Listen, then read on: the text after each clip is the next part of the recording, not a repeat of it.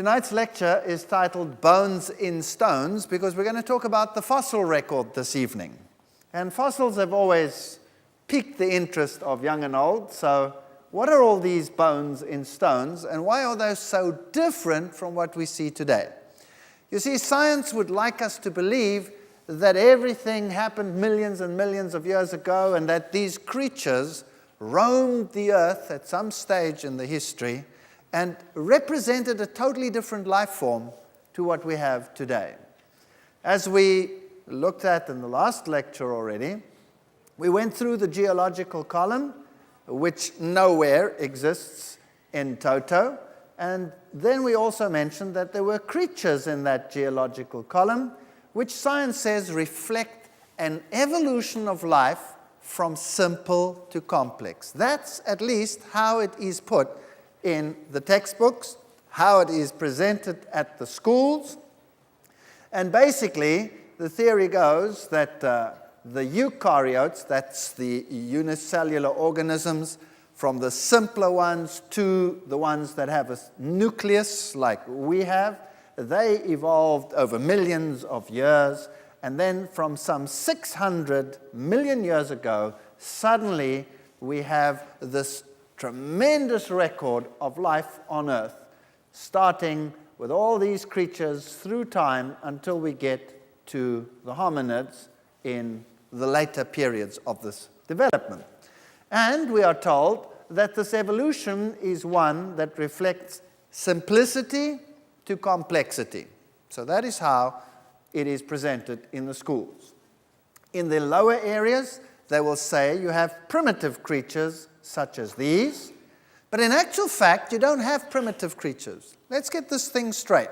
There is no such thing as a simple organism. Every organism on this planet is highly, highly complex.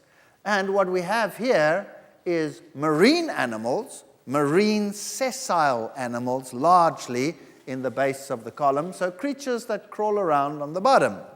When we go a little bit higher in the column, we have things which move and swim, but there is nothing simple about these organisms. They have highly, highly complex biochemical systems, anatomical systems.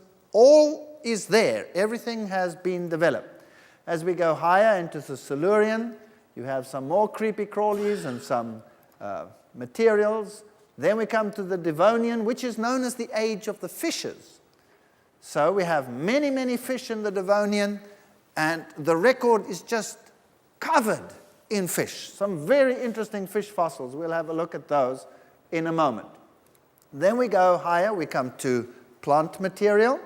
And it's interesting that the plant material that we have represented in the Mississippian Pennsylvanian excludes many of the flowering plants, or the modern ones. So it is assumed that these came first and the others came later. Although there are some very interesting anomalies which we will deal with later. So that's more or less what science says it looked like. It was an age of ferns and cycads and interesting organisms like that. Then come the age of the larger creatures. First you went through the amphibian phase, then you come to the age of the reptiles, the Triassic, the Jurassic, the Cretaceous. Suddenly we have this blanket destruction of everything, and then comes the age of the mammals and the birds. And we are told that this is a record of how life evolved.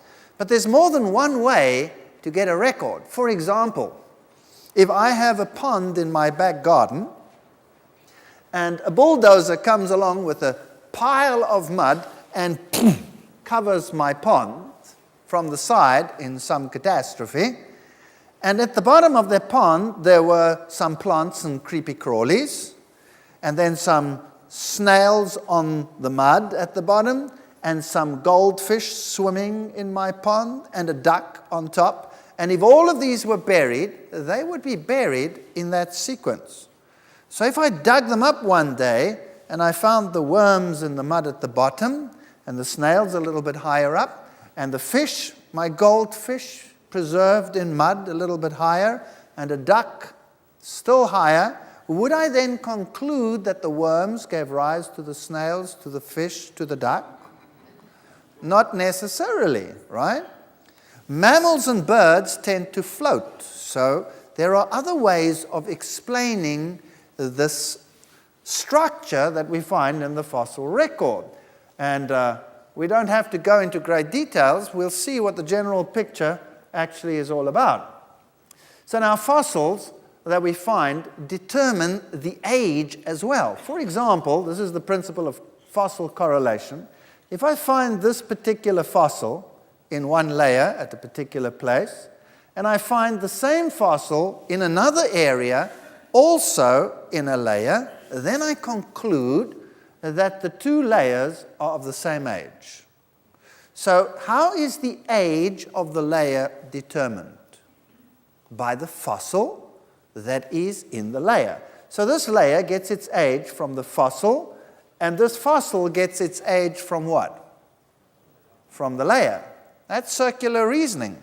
So it's as old as the layer because the fossil is as old as the layer, and the layer is as old as the fossil because the fossil is as old as the layer. Get it?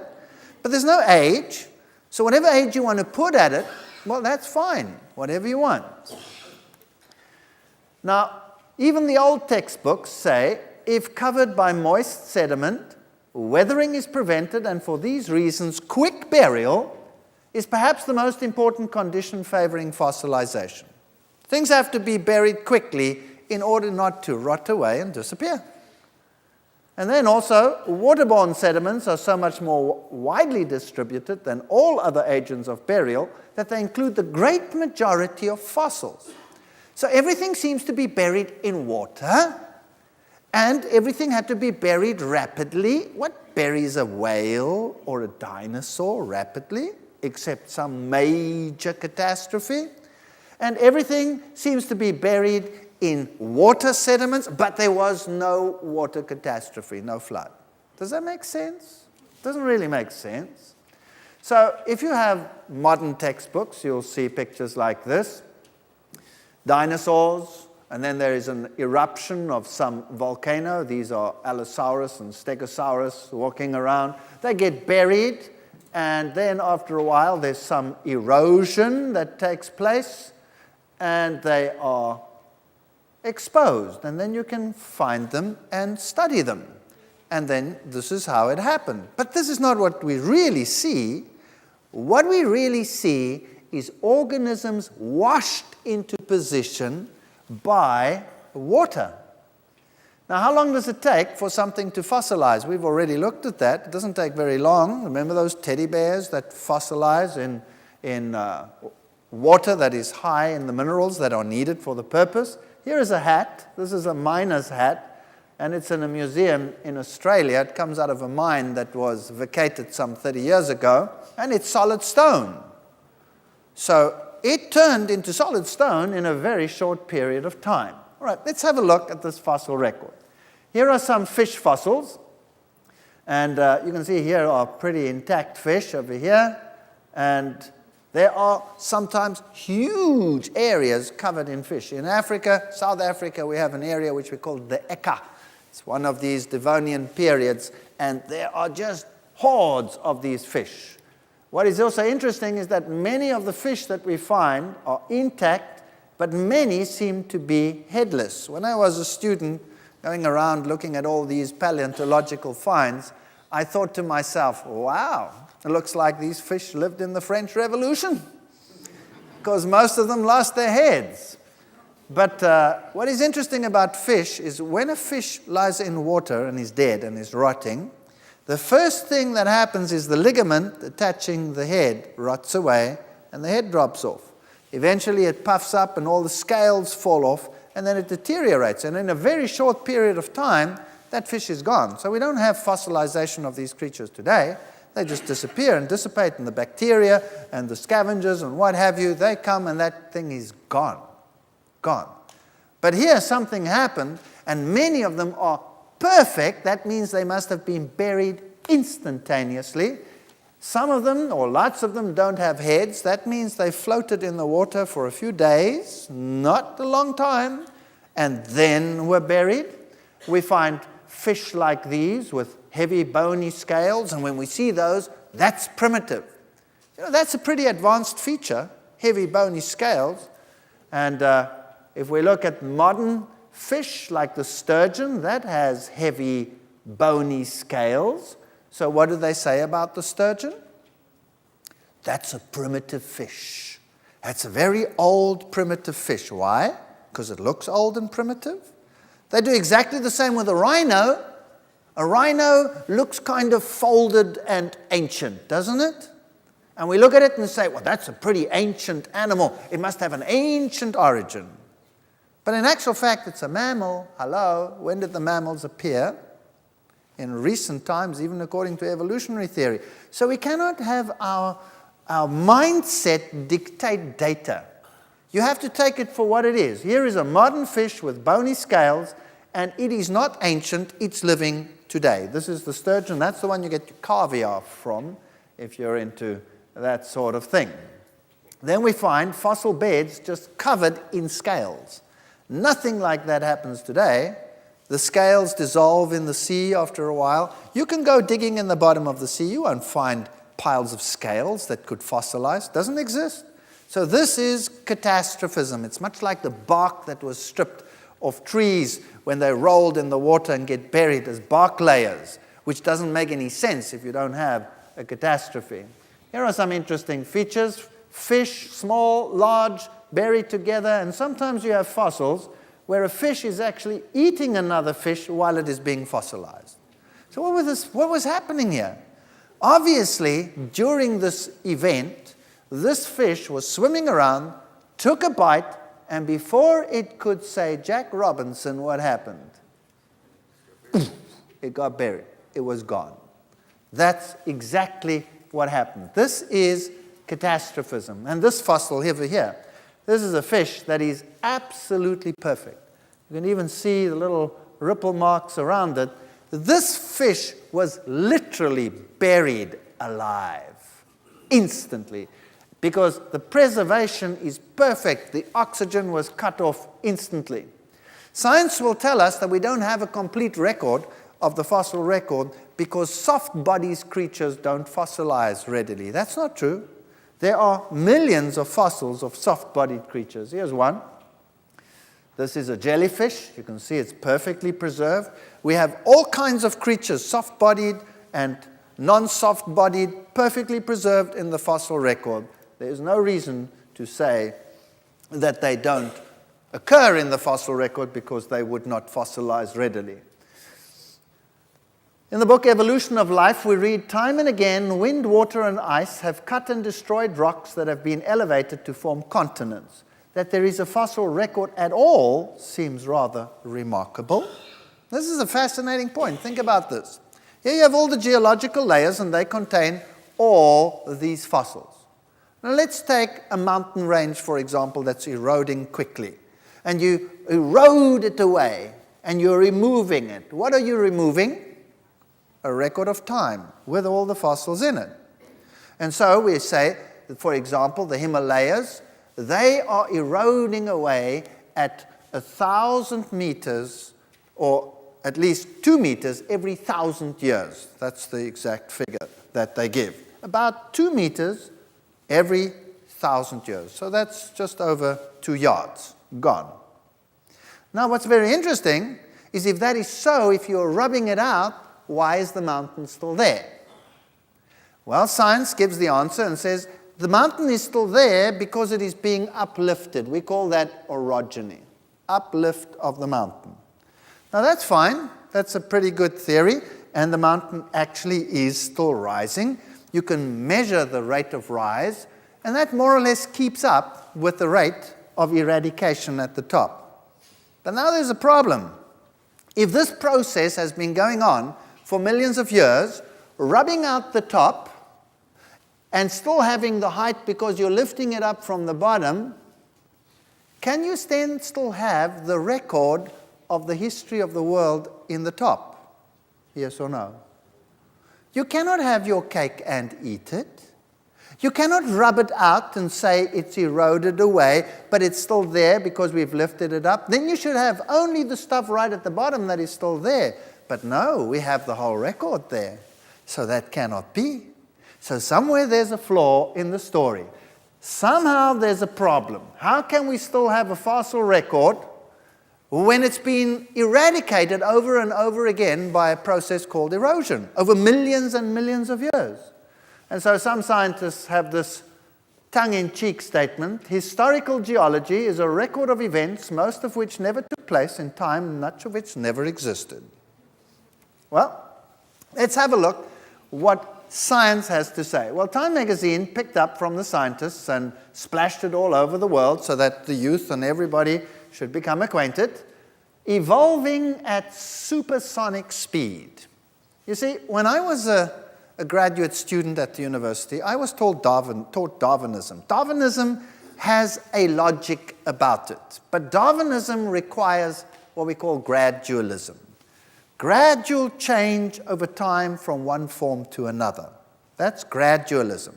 But if you look at the fossil record, you don't see gradualism.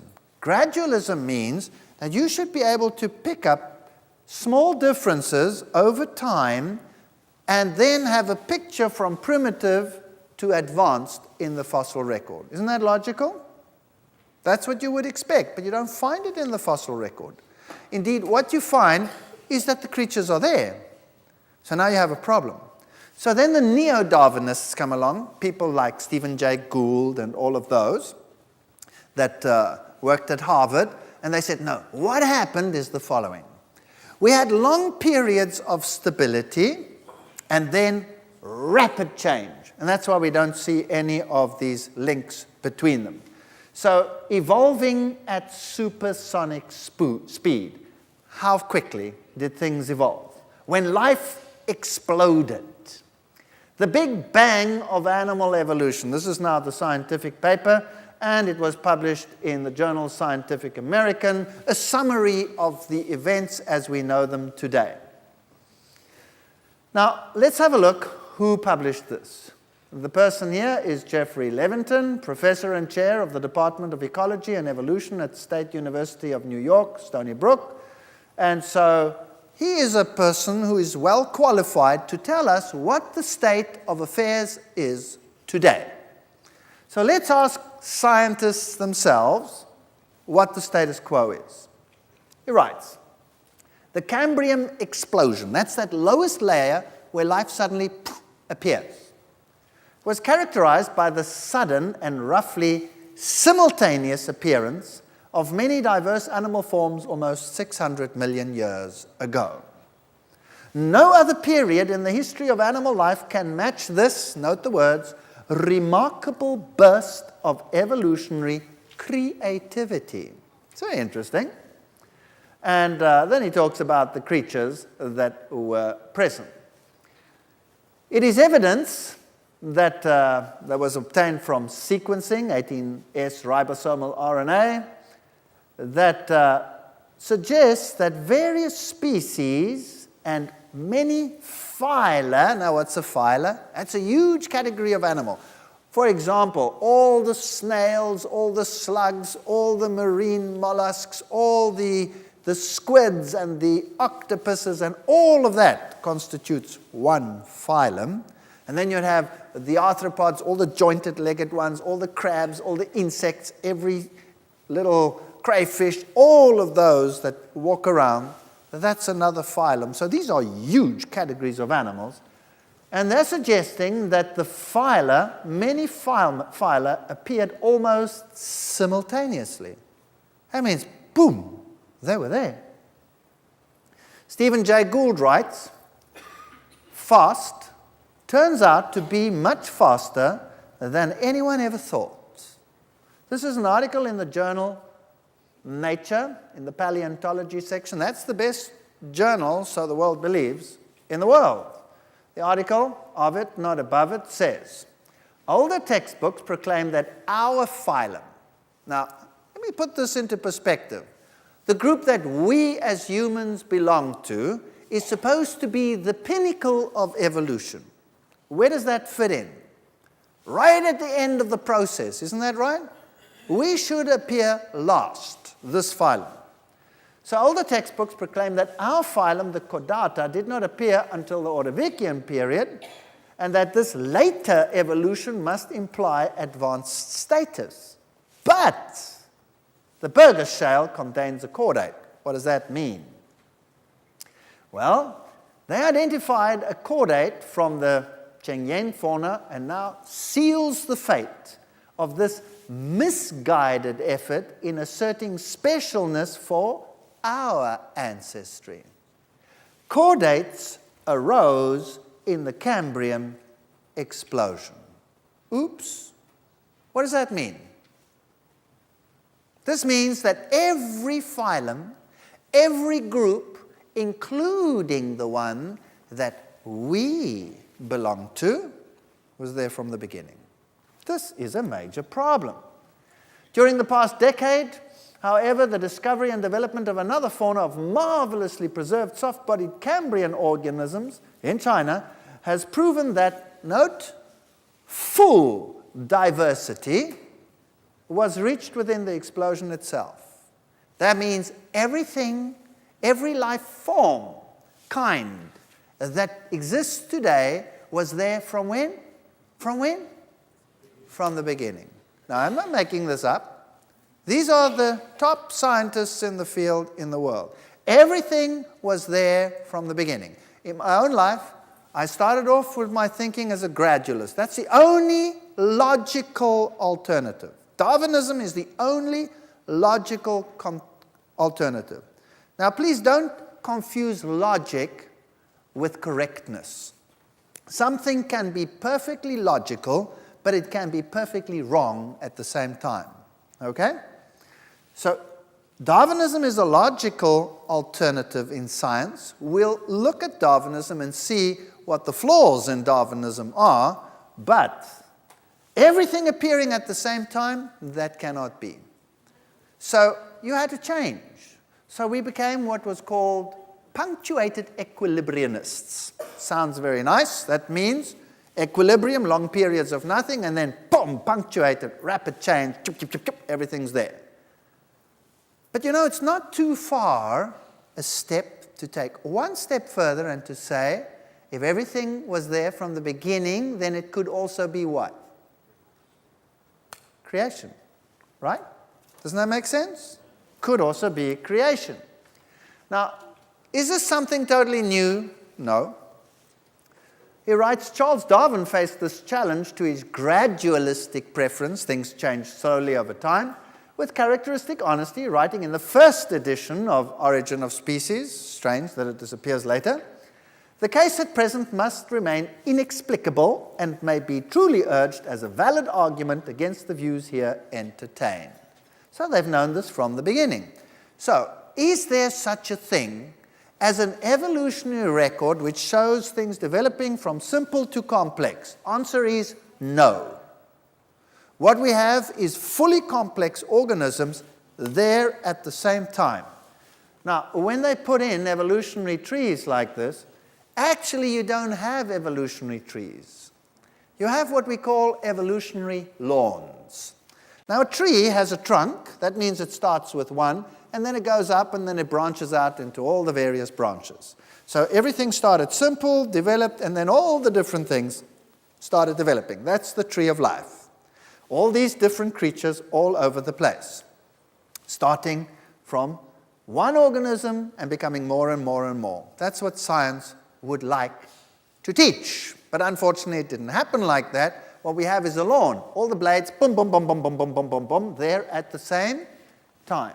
So the frogs look like this today. The frogs have always looked like that, right down into the record. And the fish have looked like that. And the sharks have looked like that. And whatever else, the lampreys and all of these have looked like that. And some of them are not around anymore, but we have similar ones living today.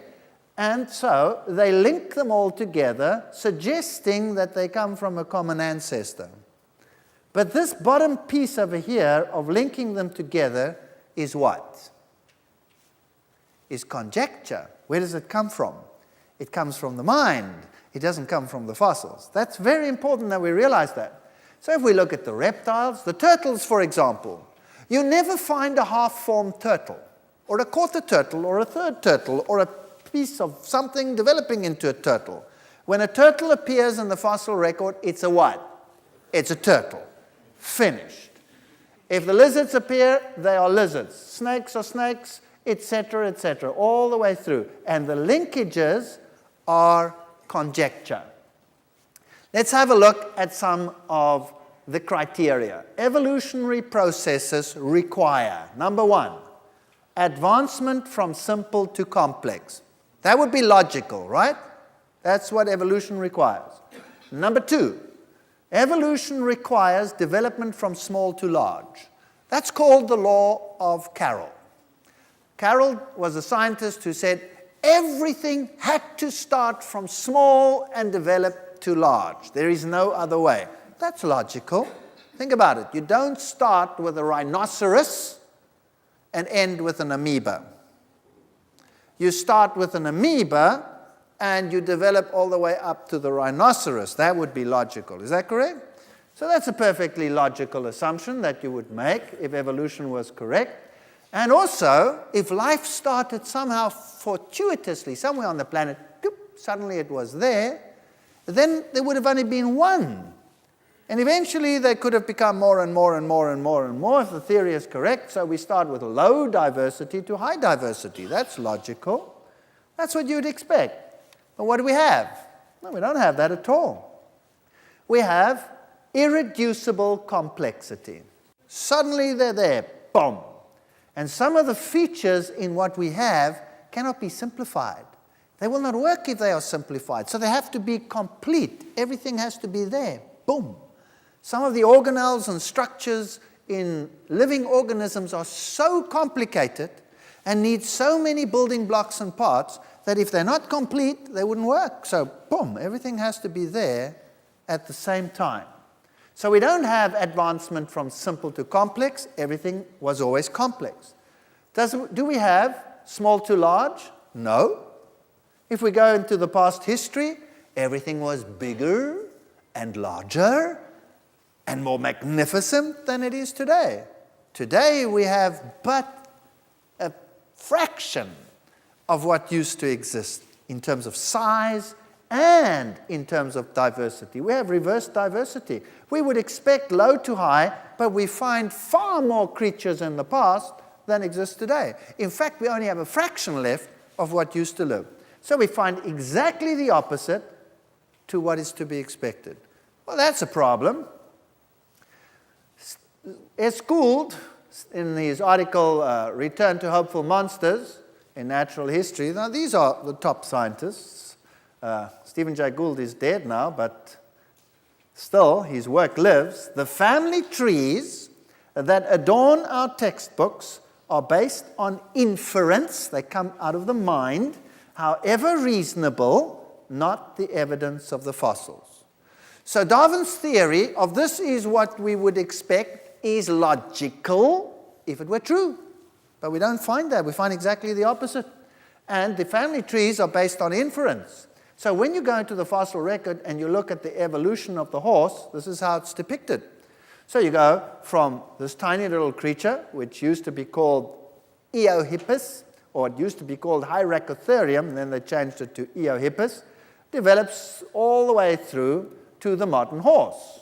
And this strange little one down here, Hyracotherium, is depicted like that, but its name was Hyracotherium because it looked like a hyrax, a rock hyrax. In fact, it was nothing other than a type of rock hyrax. Then if we go to the other creatures all the way up, and to the horses, they arrange the horses from small to large. That's logical, but is it necessarily right?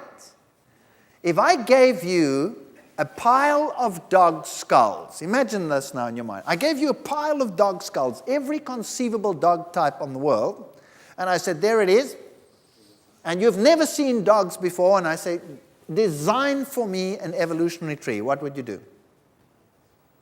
What would you do? You would arrange them from what?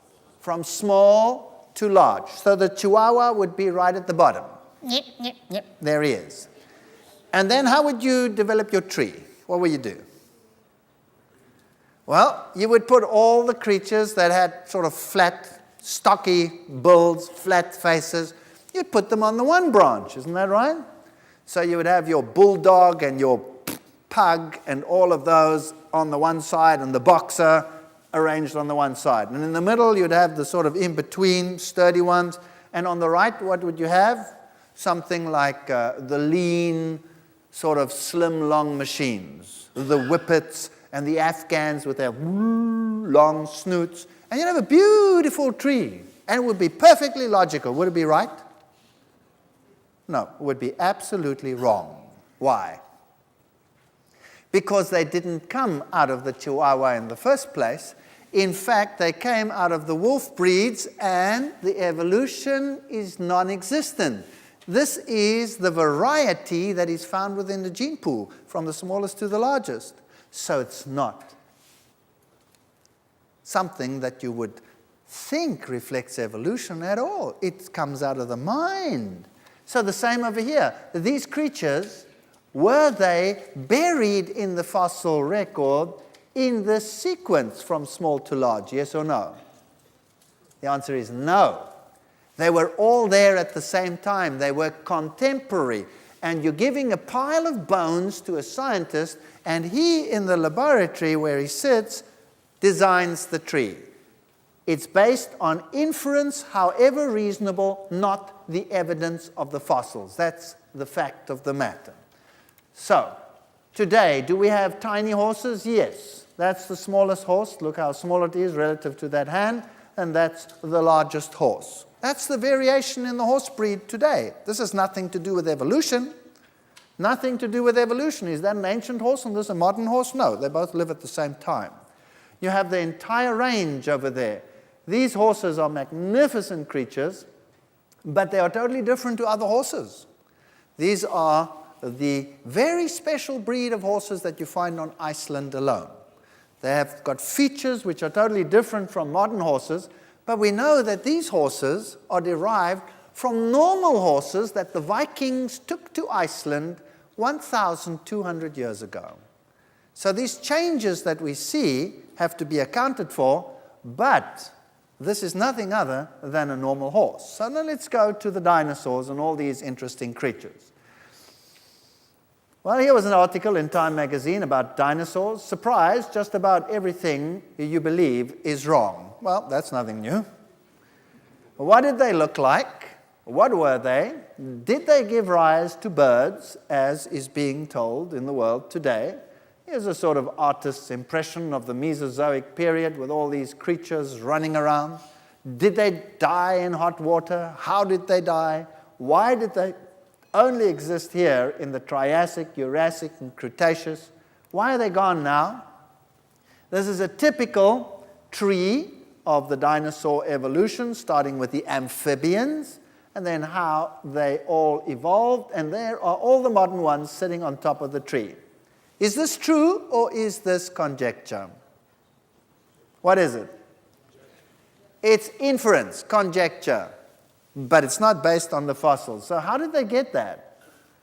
They had all the creatures, they're all in these layers, they take them, and then they put them together. Is there anything leading up to a stegosaur or any one of these, a brontosaurus or a tyrannosaurus rex or a triceratops over there? Is there anything leading up to it? Yes or no? No?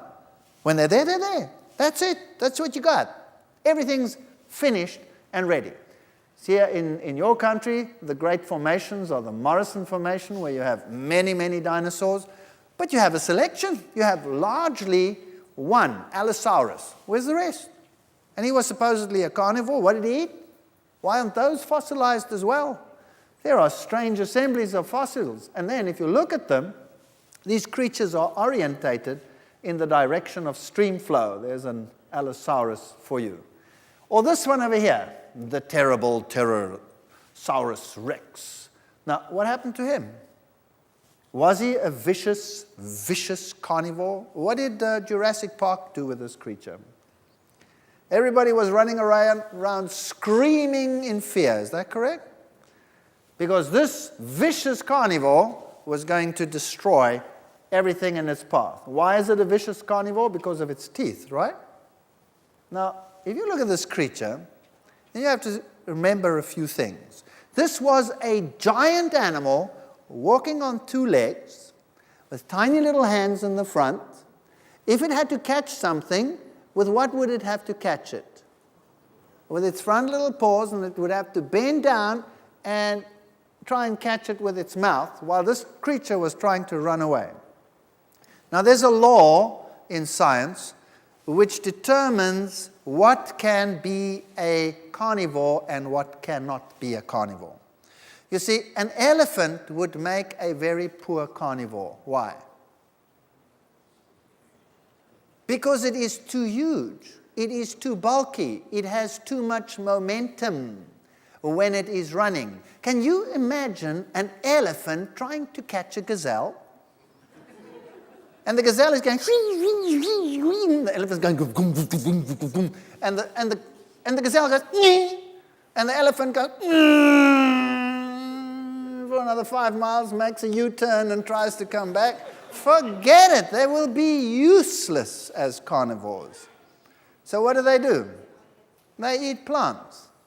I could still envision an elephant being a scavenger, maybe, but would he get enough to eat? It would be a catastrophic life if even a fox becomes as thin as a rake from trying to find enough food. Isn't that right? So large animals like these, just by sheer body mass, would be relatively useless carnivores. And then those teeth. Those teeth are in very shallow grooves. So they are good for crushing, like shredding machines, crushers. But holding on and ripping out, well, could end up without teeth, you know. It would not be very effective. So were these creatures really what we make them out to be? Fresh T-Rex bones. This is in the journal Science. It was like looking at a slice of modern bone, but of course I couldn't believe it. I said to the lab technician, the bones, after all, are 65 million years old. How could blood cells survive that long? You see, we found bones with blood cells still in them intact. Could they be millions of years old, yes or no? These are questions which boggle the mind. Maybe these creatures didn't live so long ago, and maybe these creatures were not what science would have us believe them to be. If you go to a museum of natural history, any one of them, this is what you will see. Dinosaurs running around, and what are they all doing? They're all ripping each other apart. Isn't that right? They're all ripping each other apart, bleeding and blood gushing, one screeching and running while the other one is taking a bite out of the side. That's what you see out there. Here you see another one. These come from the British Museum of Natural History. This one being attacked, and you have much blood and gore and ripping. And the displays that you have the blood around the face and the blood around the feet and all of these things. And these things are all depicted as highly vicious. Do we have creatures today that have short little arms in the front and big legs at the back? Yeah, we have kangaroos. They're great carnivores. Have you seen them running around killing everything? Blood all over the place? No, you don't. You know, the anatomy is just not suitable for that. So what is the story over here? Is it really like that? Well, you had tiny little dinosaurs like this one. Some dinosaurs were just the size of a chicken, not very big. Did you know that reptiles continue to grow and they get very, very, very, very, very, very old? If you take tortoises, for example, if you have a tortoise that's a few days old, how big is it? It's about that big. It's about that big. And if you come back in 300 years, if you survive that long, how big would it be? It would be about that big, right? And so on the Galapagos Island, you have huge tortoises. And what if you came around 1,000 years later, how big would it be? Whew, it would be a pretty big thing, right? And we have some very amazing creatures today. Here is one of them in display in the Museum of Natural History in London. You can see by the scale of things, I mean, these things were huge. This creature was probably a swamp creature, walking in swamps and feeding off the swamps. And here is a Triceratops, obviously a plant feeder. Look at its mouth. It's exactly like any creature that would eat plants. Tortoises have mouths like that, so this was a plant creature. So it had these vicious horns on the top. Brrr. Why? Well, you see, it had to protect itself against what? Against all these vicious carnivores. And it had this huge defense mechanism to do its job. That's what science is teaching our young people today. That's the image that we have with us. Hello? What's that? That's a chameleon. And it has 3 horns on the top. That's a modern triceratops. A small one. Some chameleons get pretty big, like this. Some are very small. We have all kinds of varieties. And these horns over here are to protect it against all the vicious carnivores all around. True or false? Very false. What are those horns for? Those horns are there to look sexy. Exactly. When a female looks at those horns, her knees just begin to wobble. And that's what happens. Now, this is a very common thing in nature. If you take reindeer, for example, what do reindeer look like in the breeding season? What does the male look like? He has these huge antlers. He is so impressive, right? And the bigger they are, the cockier he is, right? And then the breeding season comes and the males, they test their horns, and the females watch and are very impressed. And the guy with the biggest antlers, you know, like the youth today with the best hairstyles, they get the ladies. That's the way it works. Everything works like that. What happens after the breeding season to a reindeer's antlers? They fall off. Now, what if they were really there to keep all the vicious carnivores away? He would be in big trouble for most of the year, right? Nothing to protect himself. This is a mindset that is being placed in the minds of men that does not have a basis in reality. And these creatures were probably no different to the lizards and the creatures that we have today, just bigger. Everything was bigger. We find dinosaur eggs, yes, and then we have museum depicting them in their little nests, breeding out, pretending that everything is very normal, and we can find the eggs, yes. But how do we find these eggs in the fossil record? They are all washed into great washes. They have all been buried in catastrophic flood deposits. There is no such thing out there as a natural setting that would pretend to be anything like it is today. Dinosaur footprints all over the place. If you look at the way in which the impression was made, then it appears that in the past the animals all walked uphill, because most of the footprints seem to go upgrade. You can't look at the topography today. You have to look at what it was like, because there could have been uplift and downlift. So when these animals made the impressions, they were making impressions in mud, and they all appear to be running uphill. Why would animals always run uphill? What makes animals go uphill? Maybe rising floodwaters? Is that a possibility? So there are over 100 published theories about the extinction of the dinosaurs, ranging from the fascinating to the absurd. Do any of them explain the death of the dinosaurs? What are the facts? Why so many theories to explain something that is perfectly obvious? All of them that we find are buried in huge floodplains, washed into position, even orientated by floodwaters. Any eggs that there are washed into position, but none of them died in a flood. Does that make any sense? Doesn't make any sense to me. Then we come to the birds. But the birds, that's a topic on its own. So we'll leave that for the next session.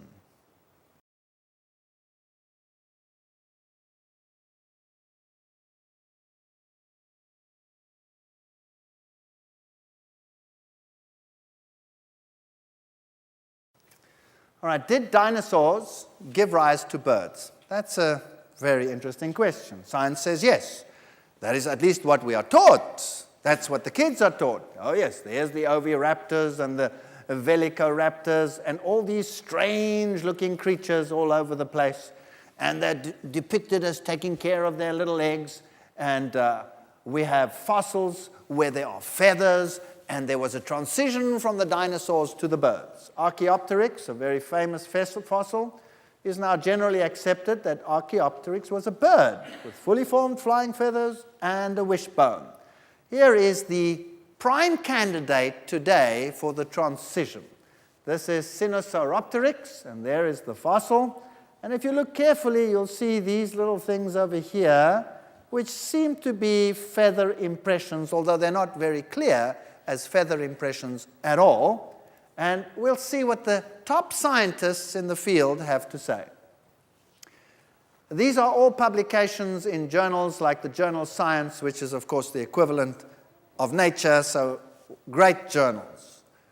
New research shows that birds lack the embryonic thumb that dinosaurs had, suggesting that it is almost impossible for the species to be closely related. Here's another statement. A team led by bird expert Alan Fiducia, chairman of the biology of the University of North Carolina, studied bird embryos under a microscope and published their studies in the journal Science. A team led by John Rubin, a respiratory physiologist at Oregon State, also analyzed the outlines of Sinosauropteryx' internal organs. Its bellow-like lungs could not have evolved into the high-performing lungs of modern birds. You see, it's more than just feathers. Rubin, an ancient bird expert, Larry Martin, believed that the so-called feather traces are actually frayed collagen fibers beneath the skin. So maybe they're not feathers at all. Feather expert Alan Brush, University of Connecticut, points out that they lack the organization found in modern feathers. So these aren't feathers at all? Is that what they're saying? Well, if we look at lungs, for example, that first story, mammals have lungs like these, where the air goes into a little sac like a balloon, and you breathe in, balloon fills up, you breathe out, balloon empties out. And that's how you fill your lung. So every time you fill your lung, you mix the air from the outside with the air already in the lung, and there is less oxygen than when that mixing didn't take place. So now, if you go climbing, when you get to a certain height, you become breathless. Why?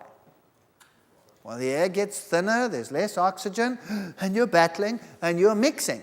So if you go to the top of Mount Everest, what do you have to take with you to survive? Oxygen bottle. You have to take an oxygen bottle.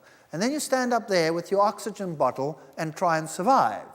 And while you're standing and looking at the view, you hear quack, quack, quack, quack, quack, quack, quack, quack, quack, quack, quack, quack, quack. And what flies overhead? A bunch of geese. And you think, what have they got that I haven't got? How come they can be up there and I can't be up there?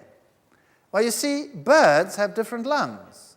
They don't have these air sacs where there is a mixing of the air.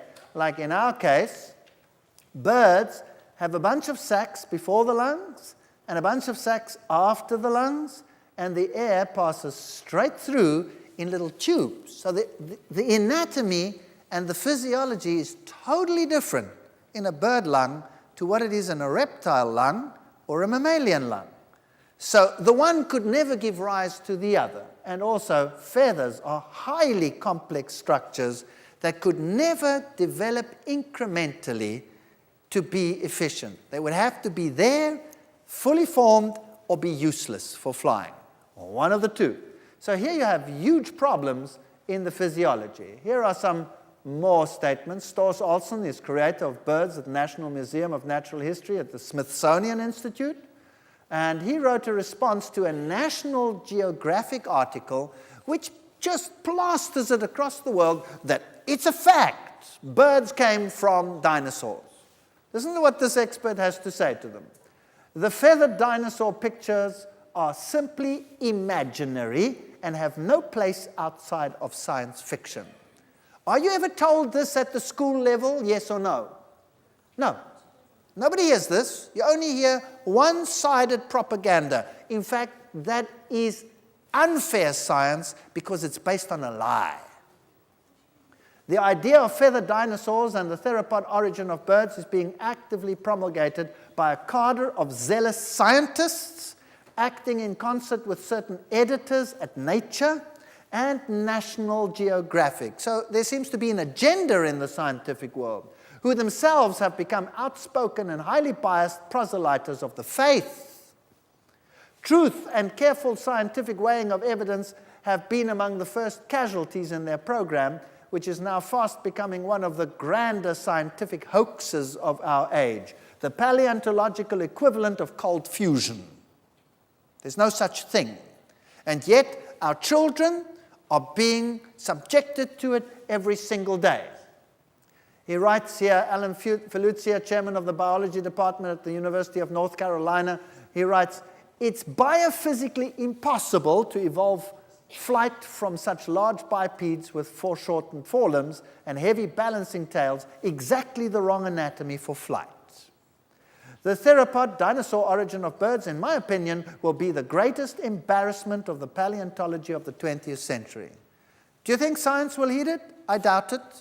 They will preach it and teach it because that is the only solution they have. Because where did the birds come from if they didn't come from something? Because God is not going to be acknowledged ever. Creation is not going to be acknowledged. Complexity had to fall from the sky. Well, what are these? These are the famous Ica stones from Peru. What is that? These are stones drawn on by ancient Indian cultures. And what do we have there? That's a triceratops, if ever I saw one. There you can see it perfectly clearly. These are flying reptiles. These are pterodactyls. There's no doubt about that. And they have a person flying on them. Very interesting. And they have all these creatures on the Ica stones. Is it possible that man and these creatures lived contemporaneously? Where do all the legends come from dragons and fighting this? Do you know that ancient writers who are not even writing about science, but poets or just historians writing quite generally, just in passing mention that these creatures, which they call dragons, live in Africa or in the jungles here, there, and everywhere. There are many, many, many occasions where there are records of such sightings. And then you have these strange things over here. I don't believe that the lizards in the past were any different to the lizards that we have today. If you take this modern lizard that lives today, the basilisk, that sprint across jungle streams, and you look at this creature, doesn't he look like something from science fiction? Isn't he cute? I think he's absolutely delightful. But imagine a paleontologist got hold of this fossil. What would he do with it? It would be the most vicious-looking creature under the sun. When actually, it's a cute little thing that sits there and is there for the amusement of the eye. George Gaylord Simpson, one of the doyens of evolution, says, "It has been suggested that all animals are now specialized and that the generalized forms on which major evolutionary development depend are absent. In fact, all animals have always been more or less specialized, and a really generalized living form is merely a myth or an abstraction." What does that mean in simple language? He says there's no such thing as a simple animal that became complicated. It's a myth. When we look at the fossil record, everything is complicated. At the same time, what do we have in the world today? Scientists agree, world faces mass extinction. Quarter of the mammals face extinction. Only 10% of the big ocean fish remain. That's what the world is knowing. This is a fact. So everything is disappearing, which explains why everything was more in the past than it is today. Doesn't that make sense? If we are slowly eradicating things by extinction, sooner or later we'll have what? Nothing left. Natural selection is doing a great job of removing everything from the planet. So if we look into the past, it was a far greater world than we have today. And science is distorting the picture. It's not what it seems to them. These creatures were just around. So young folks, if the world were ever restored to what it was, what a delight it would be. How many creatures there would be. If you look at the fossil record, we had strange creatures in the past that don't live today. But what is an ammonite?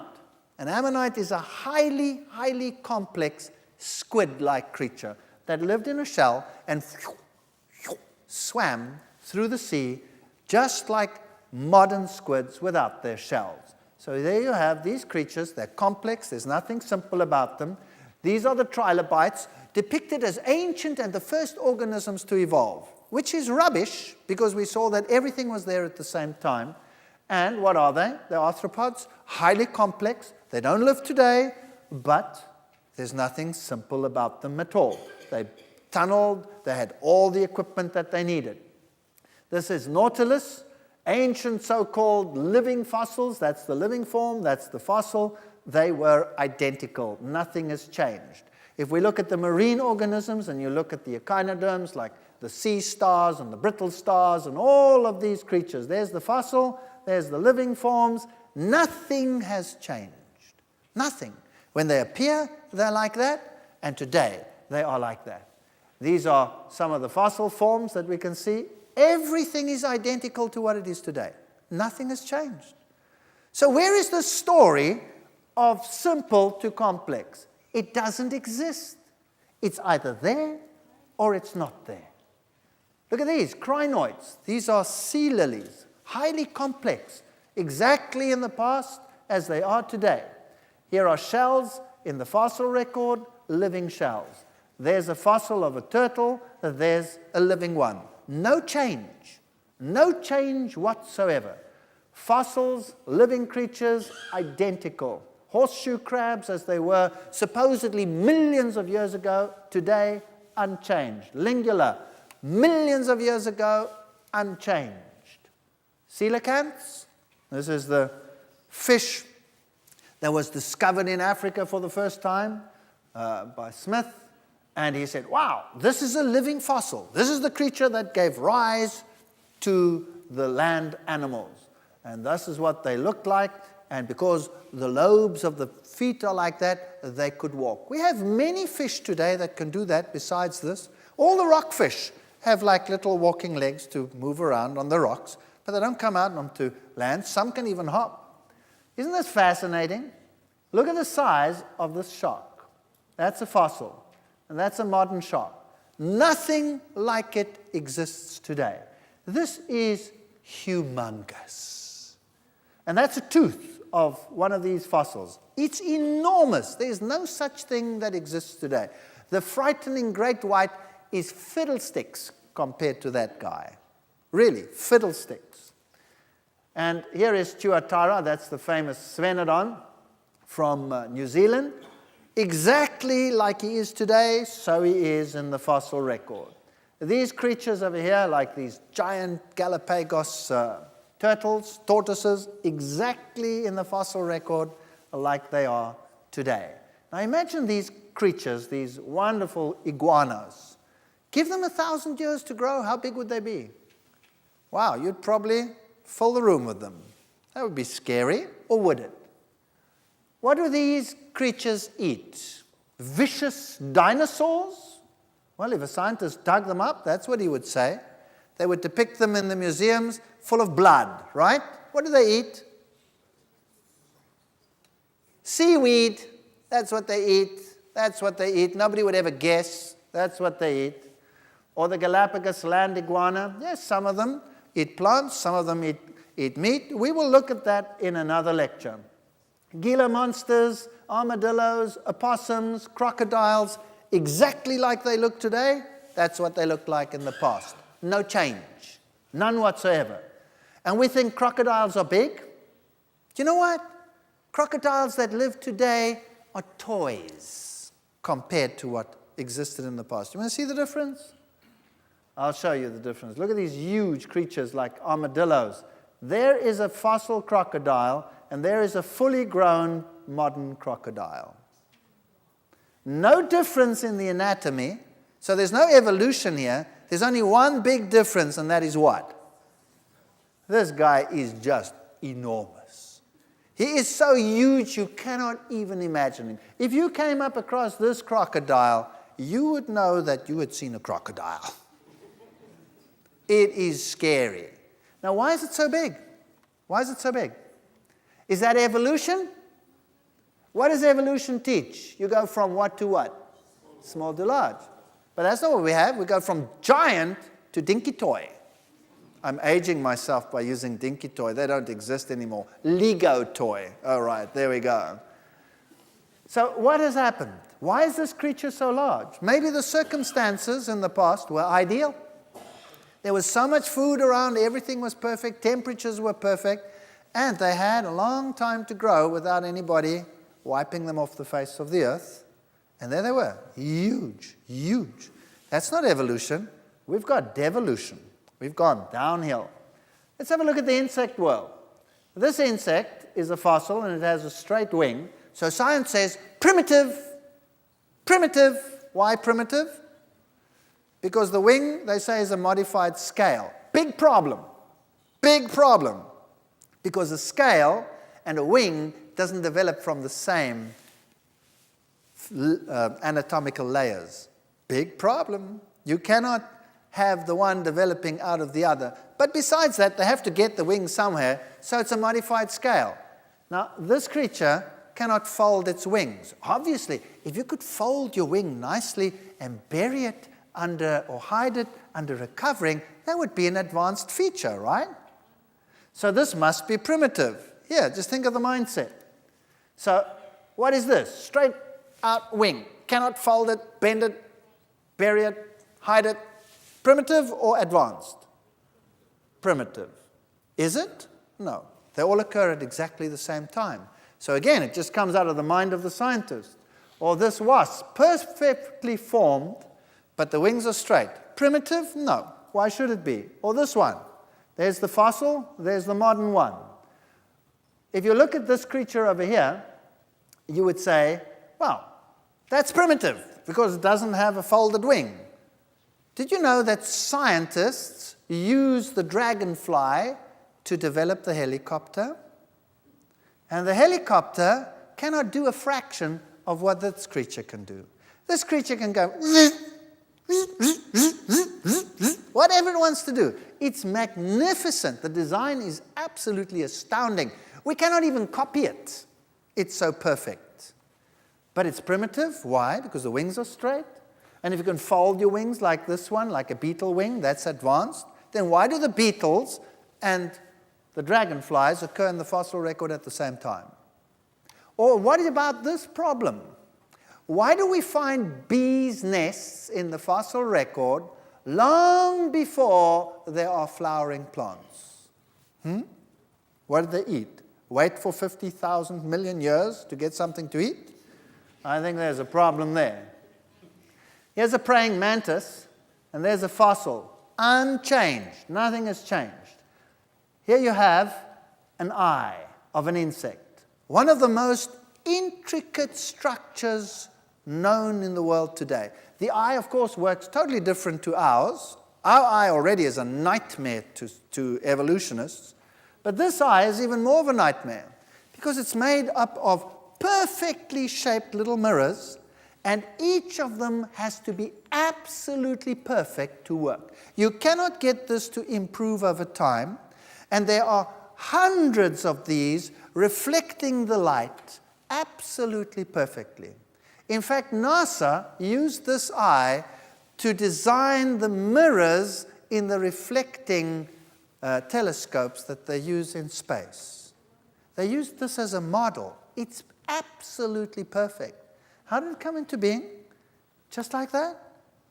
Because there's no incremental way in which it will work. It's either there or it's not. And do we have any evidence in the fossil record that there has been an evolution of the eye? No.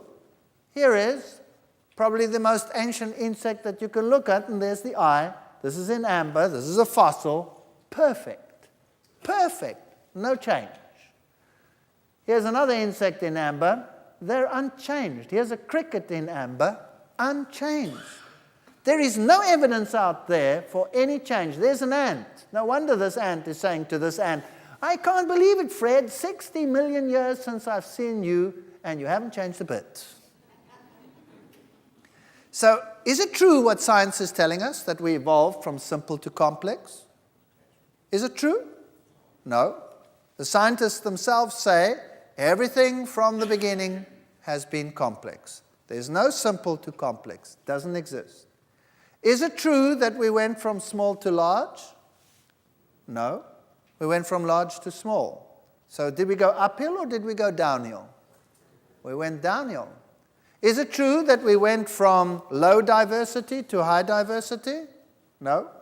Extinction is removing more and more and more and more and more from the planet.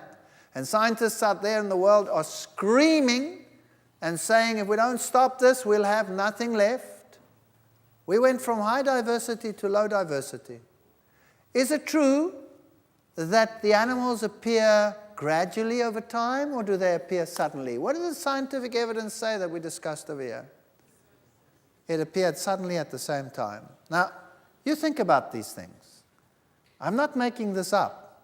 I used to be an evolutionist. I used to believe in evolution. In fact, I hated God. I wanted nothing to do with God. And I had no option but to be an evolutionist because I left God out of the equation. I had no option. And so I wasn't being a hypocrite. I just was looking for a solution, and that was the only option available. Even as an evolutionist, I had to change from gradualism to equilibrianism, punctuated equilibrianism. Why? Because the fossil record didn't tell me what it should be telling me. It just didn't do it. It cannot do it, as you saw from the scientific quotes themselves. I had to change. So what's the big deal? If everything was there from the beginning, there's no difference between that and creation, except that you've left out what? God. That's it. That's the only thing they've left out. God. They're calling it sudden burst of evolutionary creativity, and they've just left out God out of the equation.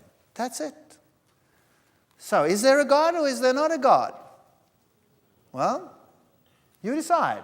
This is the Welwitschia. Welwitschias are plants that just don't die. They just grow and grow and grow until they are very, very, very old. So we have giant Welwitschias in Namibia, in the deserts, and they tell us something about how long things have been around. If you go to the oldest trees in the world, the bristlecone pine is famous for it. The oldest ones around, how old? Well, the oldest Welwitschia around is between 4,000 and 5,000 years old. The oldest bristlecone pine, how old is that? Between 4,000 and 5,000 years. Some years ago they said, 6,000. But then they realized that they were not dealing accurately with the ring structures. And so today, everybody agrees, 4,000 to 5,000 years. That's it. Or if you go to the Redwood National State Park, what do you find? Giant trees, huge ones. And these are first-generation forests. You see, this tree is amazing because its bark is fireproof. So even if a fire sweeps through the forest, the trees survive. It's a first-generation forest, so there's nothing that was there before. How old are the oldest ones on the planet? Between 4,000 and 5,000 years. If you look at the river systems in the world, you have a Mississippi River over here. It comes down and it deposits whatever it deposits in the Gulf of Mexico, and there is no subduction there. The mud is not being taken away. It's all nicely enclosed. So whatever the Mississippi has brought down is where? In the Gulf of Mexico. The same with the Nile. Whatever the Nile has brought down, where is it? In the Mediterranean. And so, if you look at the mouth of the Nile, you'll have a huge delta where all the silt that has come down over the eons has been deposited. Now, they know exactly how much these rivers actually bring down, because people build dams in rivers, and a dam will eventually fill up with silt, and then it's no longer a dam. It gets useless. So they have to work out whether it's economically feasible to build a dam like that. And the way they do that is they put nets and devices into the water to measure how much material comes down per year, and they do this over a number of years to determine how long would it take before the dam is useless. That makes sense, doesn't it? And so they did that with the Nile. And then it just takes a satellite picture, and you determine how much has this Nile brought down in its entire lifetime. And you know what? There is no river that's older than between 4,000 and 5,000 years. It doesn't exist. There is no plant that is older than between 4,000 and 5,000 years. And you will say to me, but whoa. We have archaeological evidence. We have evidence from the nations, from China, that everything has been around for much longer than that. Yeah, when I was a kid, they taught that. When we did Egyptology, what did they say? Egypt was around for how many thousands of years BC? And then, as the evidence piled up, what has happened to those dates? What has happened to them? What has happened to the dates in China? What's happened to the dates in Egypt? What's happened to the dates in Mesopotamia? What happened to them? They got shorter and shorter and shorter and shorter. And now if somebody dares say 3,000 BC, by the way, that's just 5,000 years, they will put a plus minus in front of it. Why? Because they know that in a couple of weeks' time, the time will come down. Why? You see, in the past, they used to put the kings all sequential. They'd say, that one reigned here, the next one there, next one there, next one there, next one there, next one there. And they had a long list of kings and a long time. Because they knew this king reigned for so many years, that one for so many years, long time. And then one day they discovered, oops, yeah, it was father and son ruling at the same time. Or father and 3 sons ruling at the same time. And the time went new, and then the time went new. And so eventually, we're down to a very interesting scenario. Take the history of Europe. Man, if we've been around for millions of years, why can we only trace the history of Europe to a few decades, centuries, perhaps a millennia or 2 BC? Nothing there before. England, there was nothing on that island 2000 BC, nothing happening. So really, we're dealing with very interesting phenomena. And these trees, yes, they're huge. You can drive a car through them.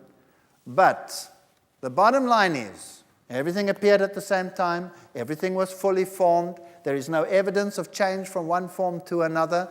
There is top-level scientific evidence that one form did not give rise to another, as they teach in our schools every single day.